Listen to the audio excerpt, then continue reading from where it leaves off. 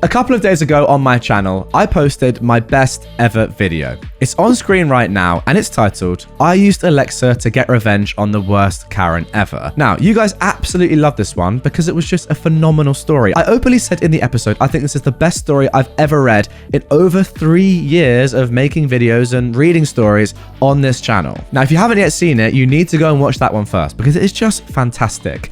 But you guys wanted more from the same author, the same user, and that is what this episode is. Another phenomenal Entitled Parents story from the same bloke. Without further ado, no spoilers, let's get straight into it. No mum, it's called child snatching. I'd served in both the regular army and special operations forces community for just over 10 years when an opportunity arose.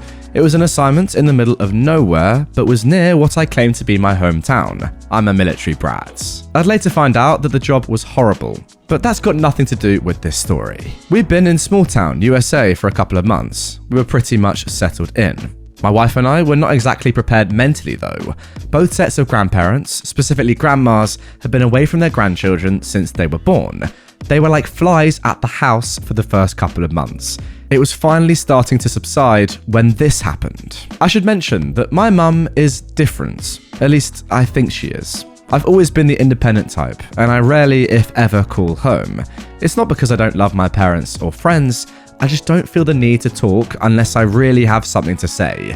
I feel less of a need to call my mother. Generally speaking, don't expect a phone call from me. Why? Well, she is scattered and typically has nothing useful to say. She likes to gossip, but she is the lady in the chain of gossipers that twists information and relays the wrong facts, or tries to convince me of things. Typical phone calls from my mother are below. Ring, ring, ring. Hello? Hey, what are you doing? Nothing. Remember Jim Bob? No. Yeah, you do. You went to the pool with him once when you were 6 months old, when we lived in Germany. Sorry, Mum, I don't remember Jim Bob. Yeah, you do. No, Mum, I don't remember him. Well, he died. Thought you'd want to know. Now, guys, this happens all the time. I've spoken on the phone with her no more than 20 times in the last decade, and at least 10 people I don't know have died. Unrelated, but this is our last conversation. Ring, ring, ring. Hello? I say groggily. Hi, you sound sleepy. What are you doing? Yeah, sleeping. Midday nap? No, it's 2 in the morning. I'm sleeping. Then my mum says out of nowhere, first name, middle name, last name. As in OP's first name, middle name, last name. What country are you in? Lebanon. What are you doing there? Army work. Well, I called to tell you that random lady who used to watch you wrestle in high school passed away. Just thought you'd want to know. Love you. Bye. I'm bad, but she worries. I've been injured in combat 3 times. I figure I'll just tell her when I get back most times. Now, back to small town USA. It's a Saturday. I'm looking forward to having some time off. My wife was a swing shift ICU nurse at the time, and she was at work. I was at home with the crib midget, 2 years old, and the miniature human, who is 6. It was just the men at the house. I'd woken up, fed the humans, and plopped them down in the living room to watch Paw Patrol while I took a shower. I get the army essentials, feet, balls, and butts, and return feeling refreshed from the shower. I conduct another inventory, but something is missing. Cake, crib midget, 2 years old, is missing. He is a bipedal monster, so I don't think much of it. I just ask Kelly, who's my 6-year-old, where his brother is. I get the typical shoulder shrug response. Great. Now I have 3,200 square feet of house to work with. I will systematically check the house, either finding him in his room watching TV or exploring the cleaning products under the sink. The first sweep was unsuccessful. The second sweep was unsuccessful. I now enlist the help of Kelly to find the speed demon. We're now about 10 sweeps in, and I'm genuinely panicking. I've talked to my wife many times on the phone. We've had the lost conversations. Babe, I lost my car keys. Do you know where they're at? Babe, I lost my army things. Do you know where it is? No husband ever wants to call their wife and say, babe, you know that bipedal toddler we have? Yeah, that one. Do you know where it's at? But I was there though. The house we lived in was old. The locks on some of the doors were different. Very old, and some were complicated to open. Cake could not penetrate the front door. It just wasn't physically possible. This dude is Houdini. He was an escape artist. I was at my wit's end. I had to call my wife. The conversation went exactly how anyone would expect it to go. She was worried. She was hysterical. There was no way I would ever hold that #1 dad coffee mug ever again. Frick. I did one last sleep under directions from my wife, but it was now time to hand in my man/parent card and call the police. 911. Ring, ring, ring. 911, what is your emergency? I lost my son. Sir, you lost your child? Yes, I took a shower and now my 2-year-old is missing. I've checked the house and he's not here. What is your location, sir?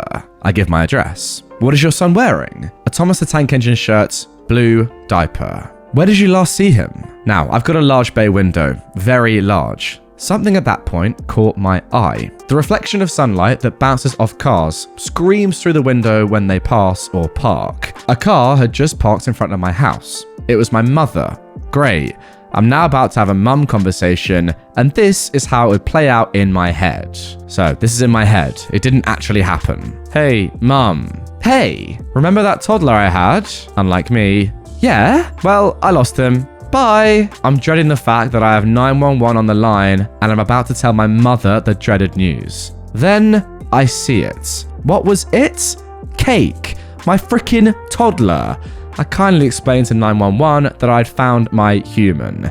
Now I was only a bad father in the eyes of my wife and the entire dispatch center. I was seething with anger. Now look, I am a happy-go-lucky guy. I'm super calm. Even in firefights, I simply don't stress out about much. This was not the case though. I go charging out the house. What in the frick do you think you're doing? My mum was both calm and shocked.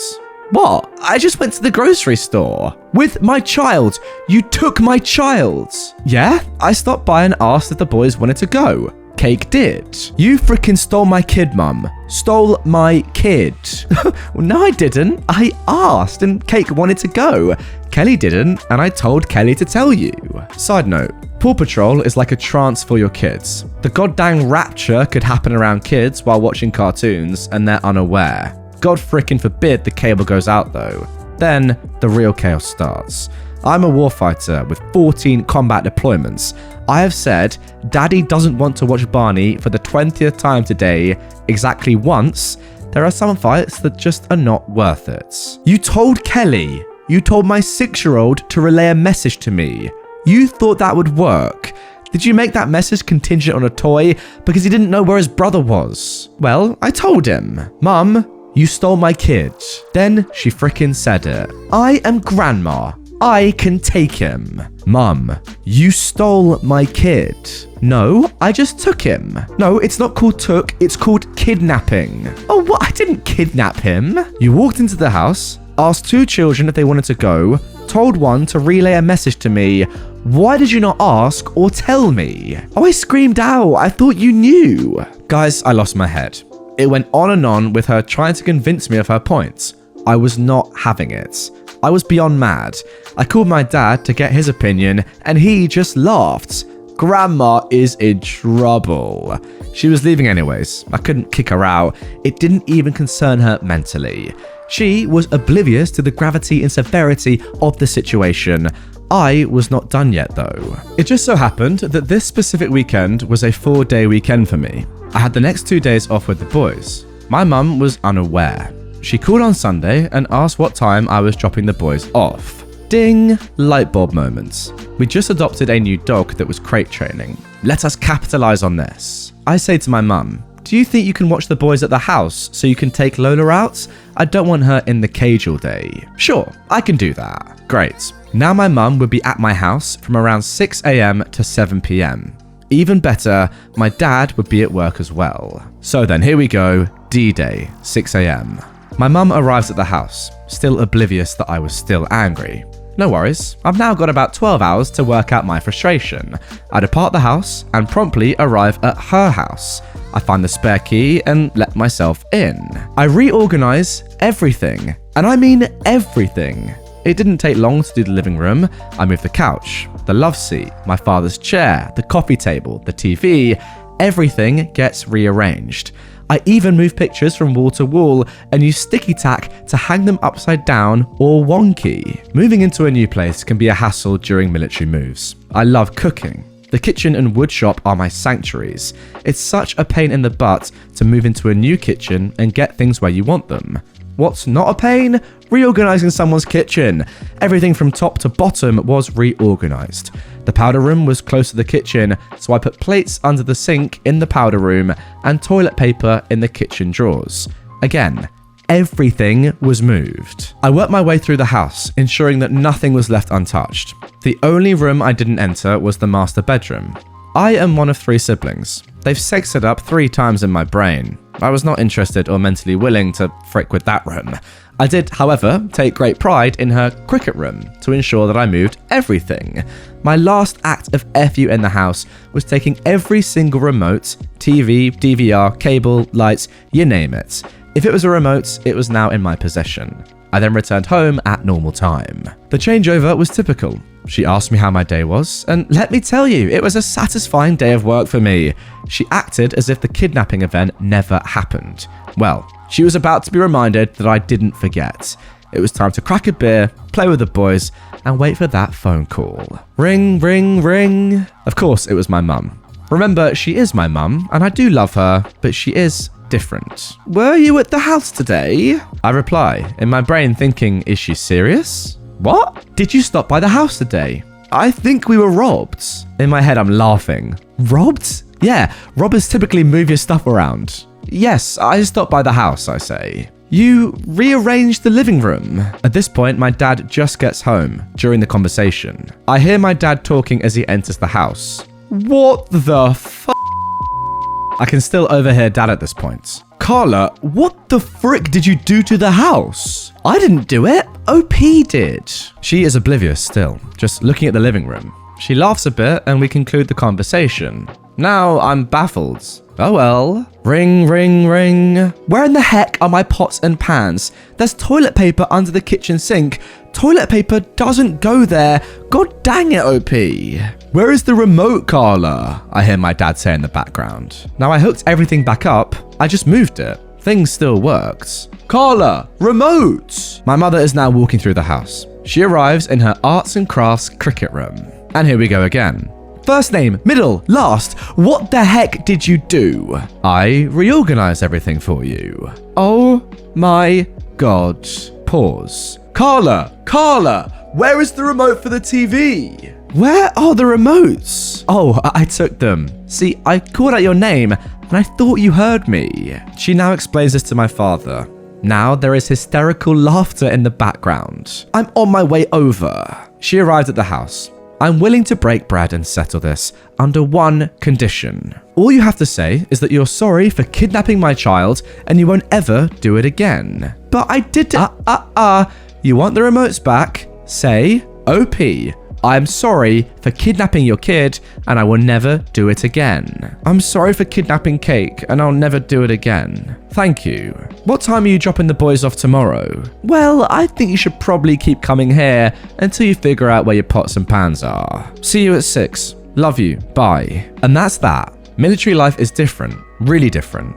I never thought in a million years I would live in my hometown and still be in the army. It was great at times. I was totally not expecting all the things that come with living in my hometown after being away for over a decade. The grandparents wanted to make up for years of not seeing them, and they did. There were obviously some learning struggles. Carla admitted defeat, and my dad eventually got his remotes back. Everybody won. She's still a crazy lady. I love her, but boy, is she different. And there we go. Another truly wonderful story from SloppyEyeScream. You guys asked for it, and boy, has he delivered once again. This guy, honestly, the writing, chef's kiss. It is truly masterful. Now, as for your mother, OP. Now, we know already that this woman is pretty crazy. Again, guys, if you haven't seen the previous video or episode, it's linked down below. I'll pin it in the comment. Also, click the I button right here. Go and watch it. It's equally as good as this, if not better. We know she is crazy. And as you say yourself, she is clearly very different. But to not even, acknowledge the fact that that is kidnapping. It doesn't matter if you're their grandmother or not. It's still kidnapping to take a child away from their parent without their knowledge. That is the definition of kidnapping. How could she not know that? I don't get it. It's just weird. It shows a complete lack of common sense, a lack of any sort of logic, and yeah, just shows she is different, as you say. I've got to say though, as revenge goes, this is so good because it is so harmless what you've done there, but completely rearranging someone's house, can you imagine how long that would take? Like, she's got to go and find everything first of all, and then rearrange it herself. Oh, unbelievable. As you say yourself, it is very easy to, you know, disarrange a room. I know that's not a word, but you know what I mean. Put stuff in the wrong place, but to then get everything and put it in the right place and tidy it all up, that is going to take days and days. It's such harmless revenge, like no one gets hurt, but it's a good lesson, isn't it? And it makes this woman, your mum, realize that what she did was extremely wrong. It's funny though. I love it. Taking the remotes in the same way she took the kids. Wonderful stuff. Surely at this point she learns her lesson, but then again, it is your mum. She probably won't. And there we go, guys. That is going to do it for this one. Another great story from SloppyEyeScream. Not just a wonderful username, but also a wonderful lyricist, if you can call him that. If you want more from him, let me know down below. I'm thoroughly enjoying his stories. They're brilliant. This one from over 2 years ago, but still so good. If you do want more straight away and you haven't yet seen the video that I keep referencing, boom, it's on screen. Go and watch it. From the same bloke, great stuff. If you're new to the channel, hit subscribe, and I'll see you all tomorrow for another one. Take care.